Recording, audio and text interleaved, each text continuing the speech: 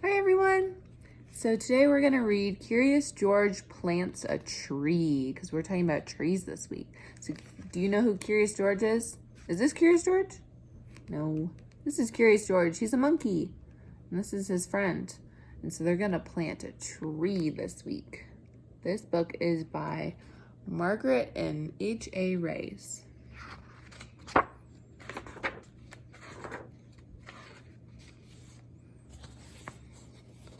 George was a good little monkey and always very curious. Today was a good day to be curious. The man with the yellow hat was talking to George and taking him to the science museum. The museum was one of George's favorite places. There was always something new to see and interesting to learn.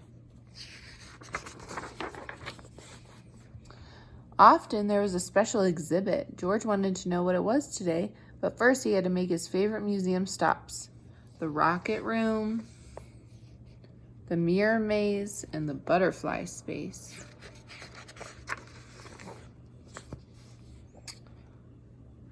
Finally, George and his friend made it to the special exhibits room. The sign read, "How you can take care of our planet." George learned many things: how all people, animals, plants, air, and water on the planet make up the environment, how trees help keep the air clean, and how people can help protect the environment from pollution and too much trash. George had a great time and didn't get into any of his usual mischief. And him and his friend left, and as they were leaving, they bumped into the museum director.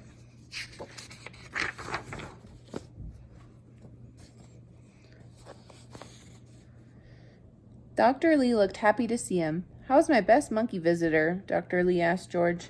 "I'm so glad I ran into you. I wanted to tell you that we're having a Green Day rally tomorrow at the park." George was curious. Whatever a rally was, he was sure that the park was a good place to do it. "We're going to plant a truckload of trees and collect used paper for recycling," Dr. Lee explained. "We didn't have much time to advertise, but we need lots of volunteers. How would you like to help out?" There was nothing that George liked better than to help. "What a great idea," the man agreed. "We'll be there."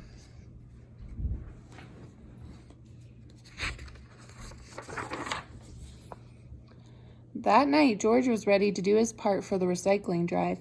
He gathered every newspaper in the house. He stacked old mail on top of the papers, and he piled empty cardboard boxes and food cartons on top of that. What a heap! So he's finding things that you can recycle. Boxes and paper. What more could he add? George scratched his head. Then he took several books off his bedroom shelf. Just as George was about to add them to his recycling pile, someone lifted the books out of his hands. "Not so fast, George," the man said. "These books are made of paper, all right, but you can read and enjoy them many times. And when you're done, you can donate them to other kids or your library. Reusing is just as important as recycling."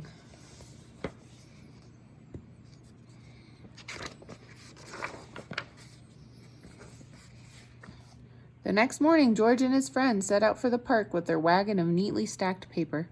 Suddenly, the man stopped and said, "I forgot my gardening gloves." "Go on without me, George. I'll be there soon." As George walked down the street, he spotted several newspapers lying about on his neighbor's front stoops. George had an idea. He had lots of room in his wagon. He could recycle all of those newspapers. And the newspapers were not the only thing he could recycle. He noticed a stack of paper cups sitting on a table under a tree. Into the wagon they went. So did a pile of magazines and a heap of papers someone left on the sidewalk.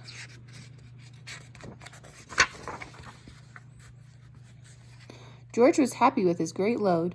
At the park, he found Dr. Lee standing under a big banner. "Good morning, George," Dr. Lee said. "I'm so glad you came and brought all your friends. We need lots of help to get the job done." George turned around. He was surprised to see so many faces, but they did not look very helpful. They looked angry. Why do you think they're angry? Do you think it's because he was taking all their stuff to recycle? The man with the yellow hat arrived just in time. He explained to their neighbors that George was gathering paper for a good cause. They were no longer mad, and they even stayed to help plant the trees.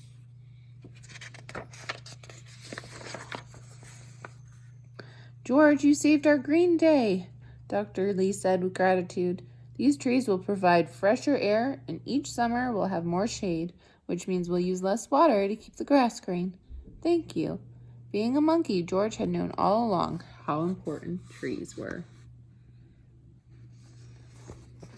So they all went and planted a tree because trees are really important. They help us breathe fresh air. They give us shade. It's important that we protect our environment and protect our earth that we live on, right? Because we want it to be healthy and happy just like we are. All right, go and tell someone in your house what this book was about. I'll see you soon. Bye.